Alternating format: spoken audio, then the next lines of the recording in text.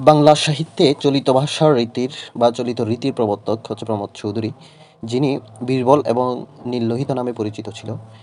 1868 সালে 7ই আগস্ট যশোরে তিনি জন্মগ্রহণ করেন এবং 1946 সালে 2 সেপ্টেম্বর কলকাতায় মৃত্যুবরণ করেন। তার বিখ্যাত প্রবন্ধ, তিনি মূলত প্রাবন্ধিক, তিনি প্রবন্ধের কারণেই বিখ্যাত হন। তার বিখ্যাত প্রবন্ধের মধ্যে অন্যতম হচ্ছে বীরবলের হালখাতা, যেটি 1916 সালে প্রকাশিত। বাংলা সাহিত্যের চলিত রীতির লেখা প্রথম গ্রন্থ এটি, যেটি সবুজপত্র পত্রিকায় প্রকাশিত হয়। এরপরে বিখ্যাত প্রবন্ধগুলোর মধ্যে রয়েছে তেল নুন লাকড়ি, সাহিত্য খেলা, ঘরে বাইরে, বই পড়া, ভাষার কথা, নানা চর্চা, আত্মকথা, আমাদের শিক্ষা, প্রবন্ধ সংগ্রহ, যৌবনে দাওরাজ টিকা, the story of Bengali literature, বারায়তের কথা। তার বিখ্যাত কাব্যগ্রন্থের মধ্যে রয়েছে সনেট, পঞ্চাশদ, পদাচরণ। কবির বিখ্যাত গল্পগ্রন্থ হচ্ছে চারিয়ারি কথা, আহুতি, ফরমায়েশি গল্প, নীললোহিত ও গল্প সংগ্রহ, ফার্স্ট ক্লাস, ভূত।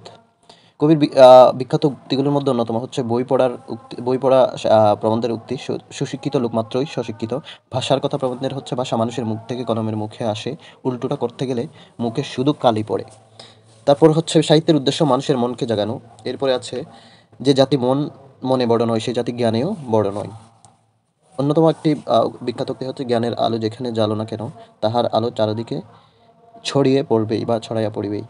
গুরুত্বপূর্ণ তথ্য, কবি সম্পর্কে কিছু গুরুত্বপূর্ণ তথ্য হচ্ছে, বাংলা সাহিত্যের প্রথম বিদ্রূপাত্মক প্রবন্ধ রচনা করেন তিনি। বাংলা সাহিত্যের ইতালিয়া সনেটের প্রবর্তক। বাংলা সাহিত্যের পাঠককে উদ্দেশ্য, তার মতে বাংলা সাহিত্যের উদ্দেশ্য হচ্ছে পাঠককে আনন্দ দান করা। চলিত ভাষার ব্যবহারে রবীন্দ্রনাথকে প্রভাবিত করেন।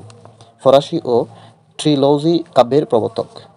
জীবনে জ্যাঠামি এবং সাহিত্যে ন্যাকামি সহ্য করতে পারতেন না প্রমোদ চৌধুরী।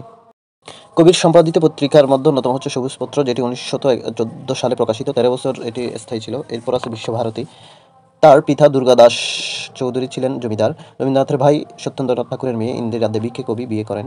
তিনি মূলত ছিলেন প্রাবন্ধিক। প্রমোদ চৌধুরী কবিতাকে রবীন্দ্রনাথ বলেছেন ইস্পাতের ঝুড়ি। মন উঁচুতেও উঠতে চায়, আবার নিচেও নামতে চায়, কবির বিখ্যাত উক্তি।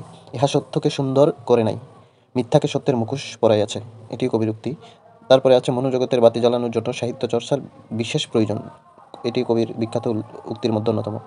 সুল্লাস, সহযোগ উল্লাস, নিষ্কর্মা, বিসর্গ যোগ কর্মা, নিষ্কর্মা। মন্দাগ্নি, এটি হচ্ছে মন্দের অগ্নি। জগদ্বিখ্যাত, জগৎ যোগ বিখ্যাত। ঊর্ধ্বে উত্থিত বাহু সমান উদ্দাহ।